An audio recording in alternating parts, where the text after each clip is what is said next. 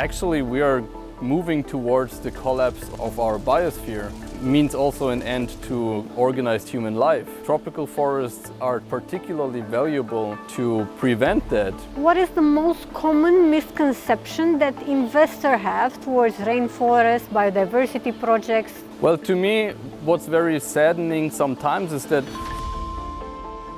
what do you think are the real barriers to entry for investors in such types of projects? Actually, to forecast how much of a carbon the forest will store, it's actually not so easy. It will depend on the rain. Can you give us an idea of a deviation? It could be 5%, it could be 15 or even.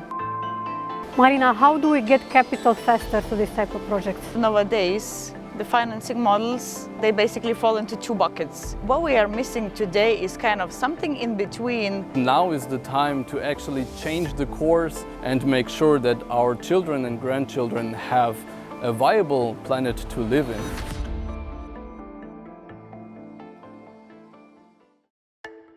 Hi everyone, I'm very enthusiastic to introduce you to our first podcast with the Rainforest Restoration Project Developer. Our first guest is Kay Reinacher, a biologist focused on biodiversity and tropical forests. Kai is also the founder of Árbol con razón and the Kuntur Wachana Reforestation project in South Ecuador. Our second speaker is Marina Skolutskaya, founder and CEO of Green Vision Strategies.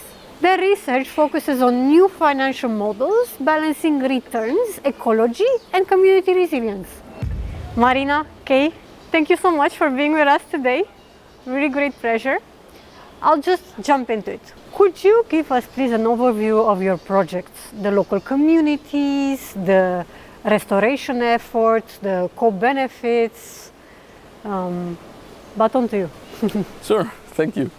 Well, we started this project as a small NGO from Switzerland called Árbol con razón, and we are working in southern Ecuador in the parroquia of Vilcabamba with a small NGO from there called Finca Sagrada.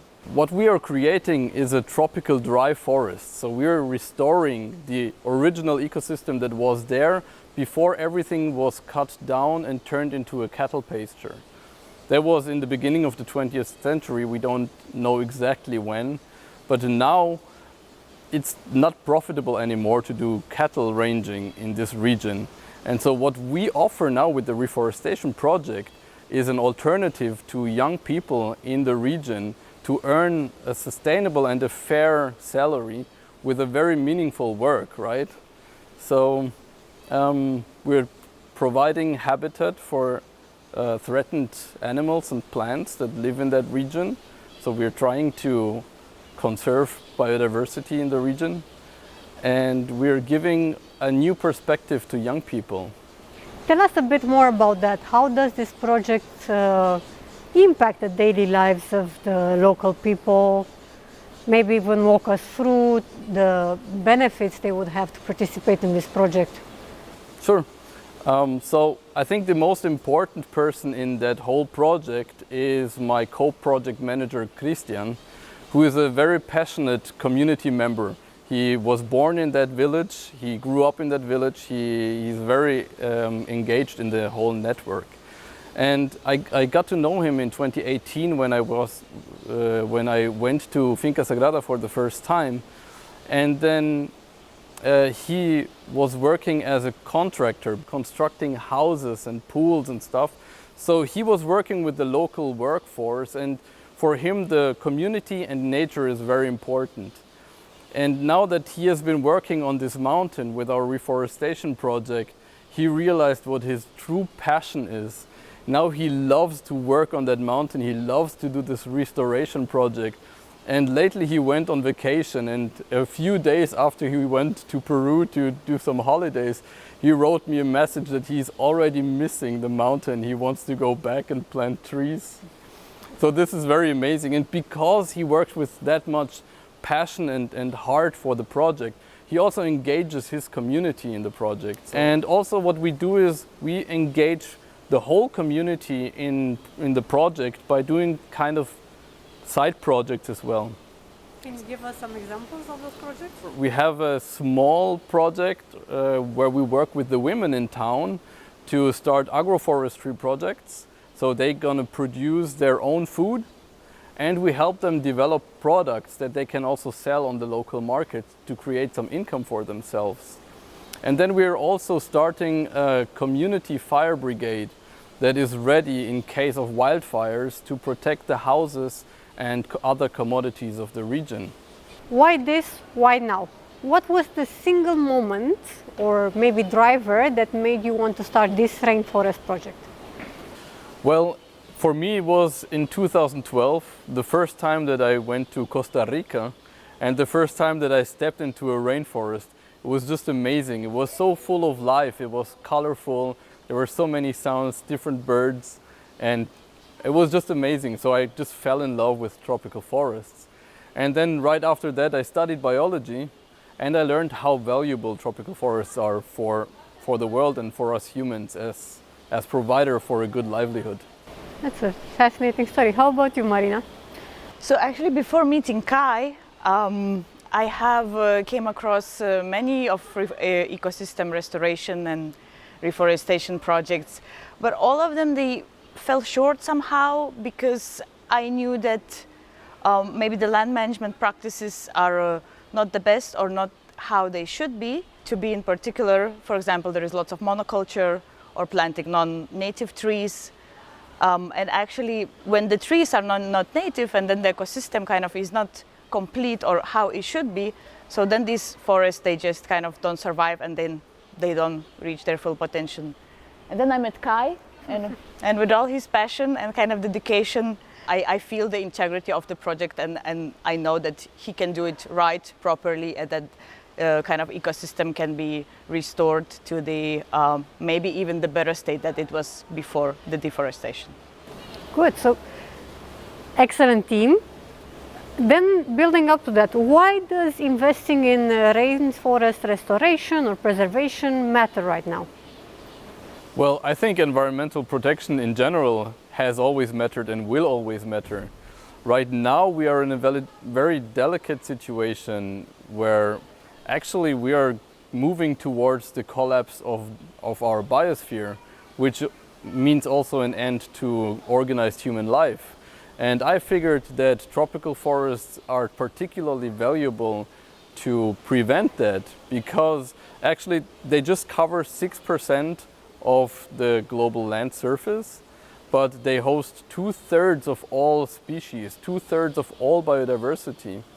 And we know that biodiversity is in sharp decline, and it's one of the most significant factors in our planetary boundaries. The preservation and restoration of tropical forests is one of the keys that we can do to mitigate and even prevent the biosphere from collapsing. So bringing that in the capital world, what is the most common misconception that investors have towards rainforest, biodiversity projects?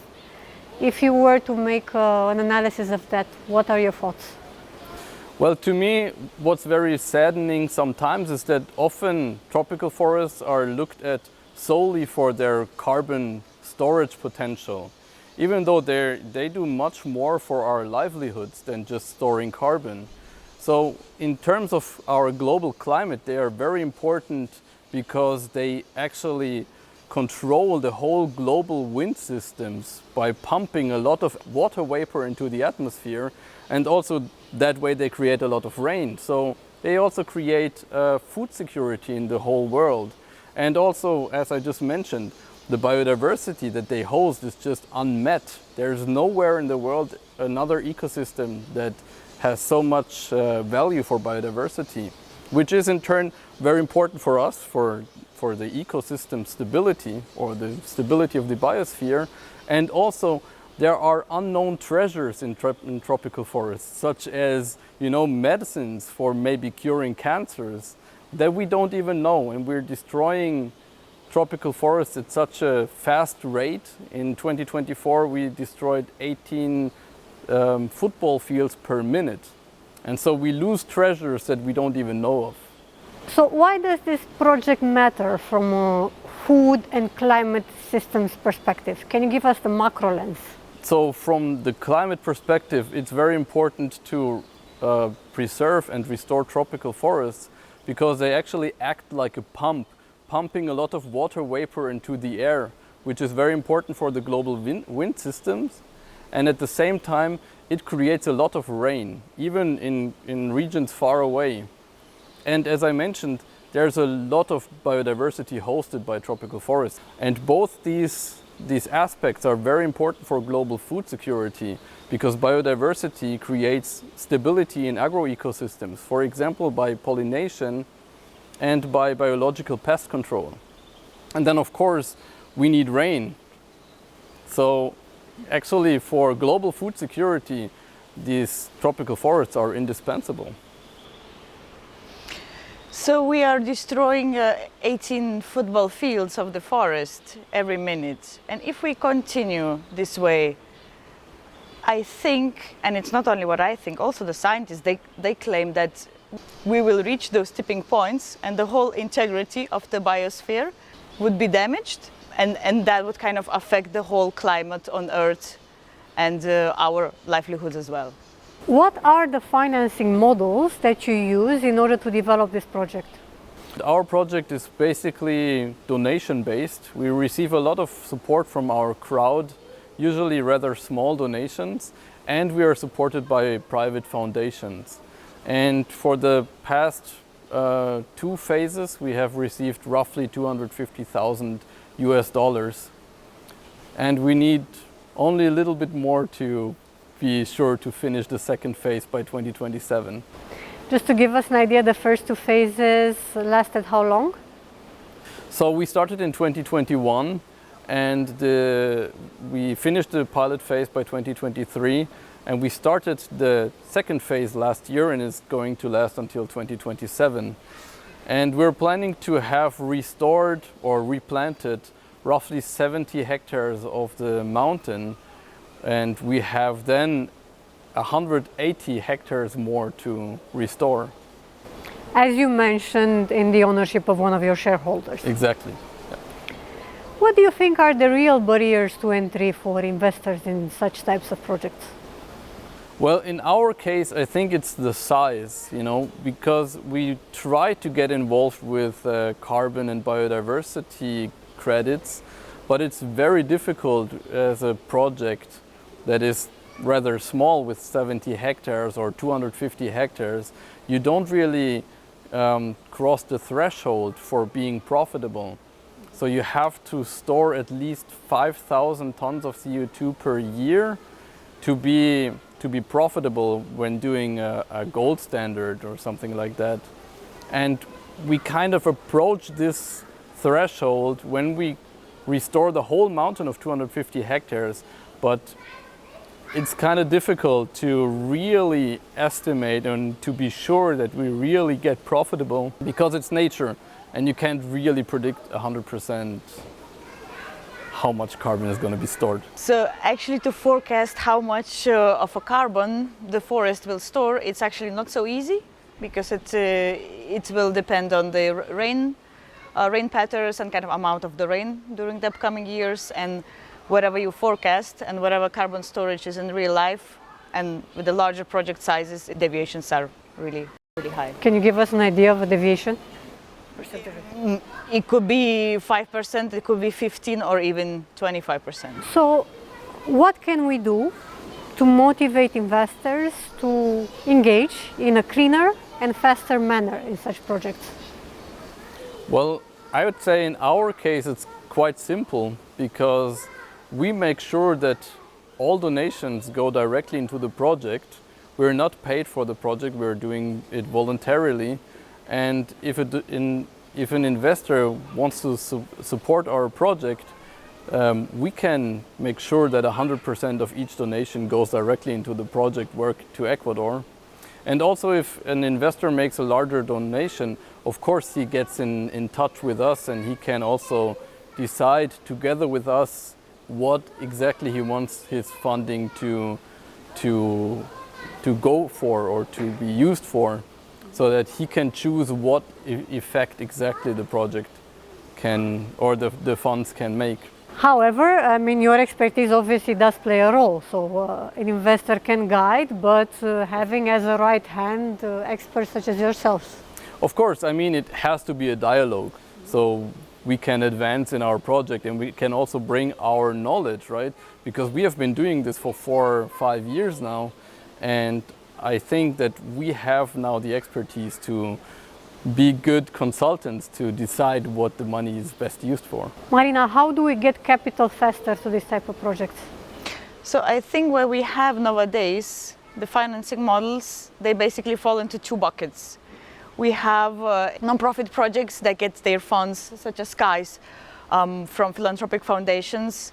And the competition, from what I know, is quite high because there is lots of projects like this and there is limited amount of funds. And then the other bucket is the for-profit project with a clear path to the revenue and kind of the constant growth. And I think when you are doing the ecosystem restoration, kind of your path to the revenue is not as smooth and as clear as it would be in some another nature of the project where it is clear. So I think what we are missing today is kind of something in between where we would have returns that are gradual and maybe even substantial further down the line. However, in the beginning of the project, we need to give zero interest debts or equity-free funding to restore the ecosystems and to bring them to the point where they actually are also profitable financially as well. So if I understand you correctly, we need to reinvent the model we provide capital to the nature and biodiversity projects. Yeah, exactly. In a manner that fits reality. Yeah, exactly. And I think in the general spirit of scientific research and all the strong base that we have discussed today for development of this project, I would like to hear more about your research and if any support is needed in that direction. Yeah, thanks a lot.